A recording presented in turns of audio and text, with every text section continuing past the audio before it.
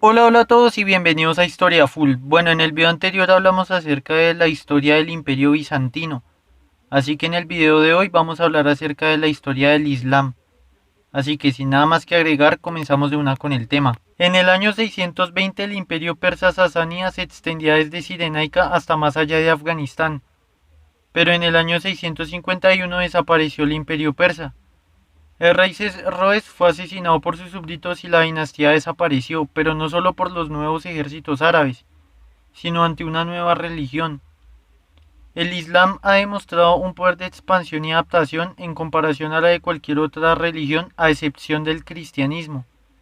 El Islam ha atraído a pueblos tan lejanos y tan distantes como nigerianos e indonesios. La historia del Islam comienza con Mahoma. Mahoma nació en el año 570 en el Hiyaz, de padres pobres, y pronto se hizo huérfano. Pronto se convierte en un individuo joven que predicaba que solo hay un Dios que es justo y juzgará a todos los hombres, que el pueblo solo puede asegurar su salvación siguiendo su voluntad en la obediencia religiosa y en el comportamiento personal y social. Mahoma pertenecía a un clan menor de la tribu de los Quraysh, una tribu beduina, una de las tantas que habían en la península arábiga. En la península árabe, casi en su mayoría, es un territorio desértico con muchas montañas rocosas.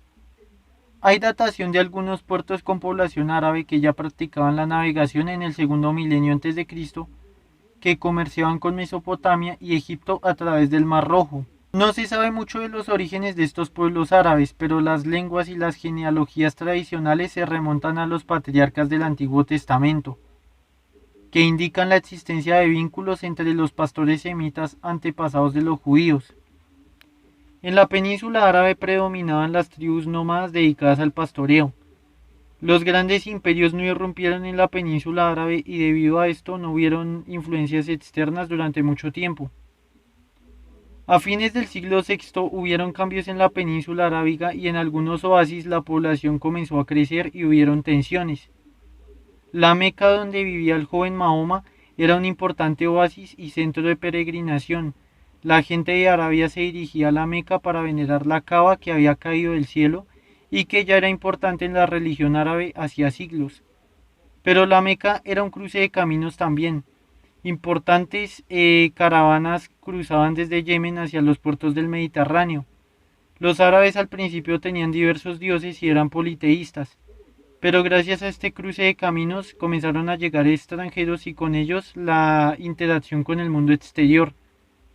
En la zona hubieron judíos y cristianos y de hecho primero hubo árabes cristianos que árabes musulmanes. El joven Mahoma comenzó a reflexionar sobre los caminos que Dios tenía para el hombre. Al final articuló un sistema que resolvía con sentido práctico muchos de los conflictos que se planteaban en su atribulada sociedad y le dio un conjunto de creencias que continuaron vivas hasta nuestros días. Las raíces del logro de Mahoma se hallaban en la observación del contraste entre judíos y cristianos que veneraban al Dios conocido por ellos como Alá. Sin embargo, los cristianos y los judíos tenían escrituras que servían de guía, mientras que el pueblo de Mahoma carecía de ellas. Un día, mientras Mahoma meditaba en una cueva cerca de la Meca, oyó una voz que le dijo: Predica en el nombre de tu Señor, el que te ha creado al hombre de un coágulo.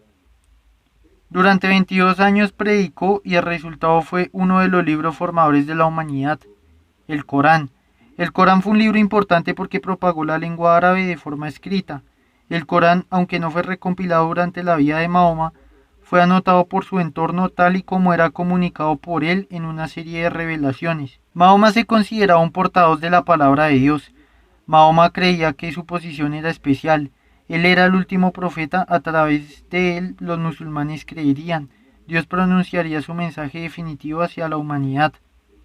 Mahoma continuó defendiendo una serie de preceptos necesarios para la salvación y un código social y personal que a menudo entraba en conflicto con las creencias ya vigentes, y de esta manera se lograba entender por qué muchas personas que ya tenían sus propias convicciones no recibían las enseñanzas de Mahoma con buenos ojos. Finalmente, la doctrina de Mahoma antepuso la fe a la sangre como vínculo social. La base de la comunidad era la hermandad de los creyentes, más no el grupo de parentesco. Con el tiempo los jefes de las tribus se volvieron contra Mahoma. Sin embargo, Mahoma salió hacia el oasis de Yatrib en el año 622. Esta égira o emigración marcó el comienzo del calendario musulmán y Yatrib cambió su nombre más adelante para convertirse en la ciudad del profeta, la futura Medina. A diferencia de la Meca, en Medina Mahoma pasó a enunciados prácticos y pormenorizados sobre la comida, la bebida, el matrimonio o la guerra. En ese momento se estaba formando el aroma característico del Islam, una religión que era también una civilización y una comunidad. Medina sirvió de base para someter primero la Meca y después las restantes tribus de Arabia. Mahoma finalmente moriría en el año 632. En ese momento la comunidad de Mahoma corría el peligro de desintegración, pero sobre este pueblo se crearían dos imperios árabes cuya institución principal sería el califato. Este sería la herencia de la autoridad de Mahoma, como jefe de una comunidad, como maestro y como soberano. Desde el principio el Islam se caracterizó porque ellos no tienen un dualismo iglesia-estado como lo ha tenido la iglesia cristiana durante más de 1000 años. Los primeros califas fueron qurashíes, la mayoría emparentados con el profeta por vínculos de sangre o matrimoniales. Pronto fueron criticados por su riqueza y estatus, además de su comportamiento tiránico y explotador. El último de estos califas tiránicos sería depuesto y asesinado en el año 661, tras una serie de guerras donde los conservadores criticaban el deterioro de los califatos. En el año 661 comenzó el califato omeya, centrado en Siria con capital en Damasco. En el año 750 el califato abasí, que duró mucho más tiempo, fue emplazado en Bagdad y duraría hasta el año 946. Entre uno y otro darían al pueblo árabe 3 siglos de supremacía en el Oriente Próximo. Las conquistas islámicas comenzaron justo después de la muerte del profeta, con la afirmación del primer califa. Abu Bakr emprendió las conquistas para el Islam de las endomitas tribus del sur y del este de Arabia, pero esto condujo a varias luchas que se extendieron de Siria e Irak. Una vez la península árabe fue conquistada por el Islam, los musulmanes se dirigieron a la Persia sasánida. En el año 633 los musulmanes invadieron Siria e Irak. 3 años después los ejércitos bizantinos fueron expulsados de Siria. En el año 638 Jerusalén cayó en poder del Islam. 2 años después Mesopotamia y Egipto fueron invadidos. Los musulmanes crearon una flota y se lanzaron al norte de África. Chipre cayó entre los años 630 y 640. A fines del siglo los árabes tomaron Cartago.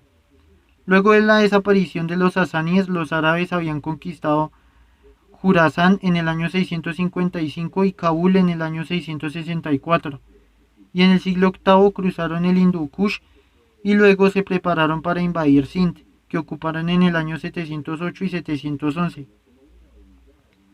Posteriormente los musulmanes con los bereberes cruzaron Gibraltar y avanzaron hacia Europa, haciendo añicos a los reinos visigodos.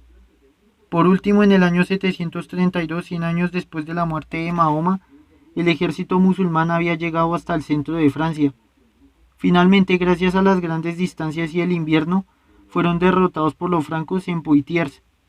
Los francos, quienes ganaron y asesinaron al jefe musulmán, reivindicaron la victoria, aunque posteriormente hubieron más incursiones árabes en Francia, pero no lograron avanzar más, tal vez porque los árabes no se interesaron mucho en Europa.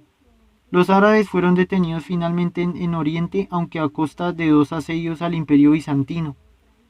En Asia Oriental los musulmanes llegarían hasta la China en el siglo VIII, donde los musulmanes derrotaron a un ejército chino al mando de un general coreano en la orilla del río Talas.